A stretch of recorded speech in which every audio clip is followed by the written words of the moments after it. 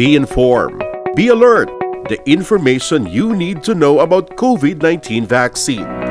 Right here, right now, on The Vax.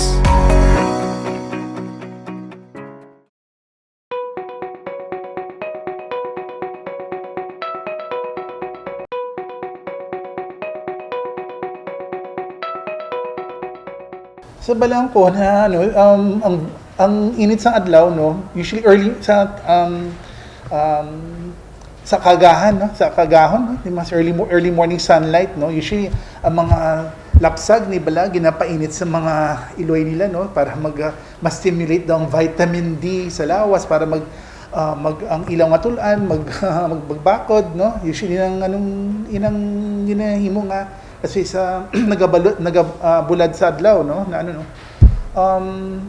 balang ko inang rational man tanis ng pagbulad sa adlaw, but not subong, for example, ang adlaw subong, disko pwerte ka init subong sa sagwa, ang panit mo masunog na sa ano, no. So kung mabulad man sa adlaw, usually maybe it might help base makabulig. I have no specific wala ako explanation nga makabulig inang pagbulad sa adlaw para sa mga katulad naton, mga may katigulong pero kung mga lapsag, definitely nang balaan ko makabulig ina. Pero kailangan sa alas 6 hasta alas 8 lang sa aga, because after that pwede ka init, hindi ka luluoy lang gidang bata ibulad sa adlaw pa na early morning sunlight na sa advice ko.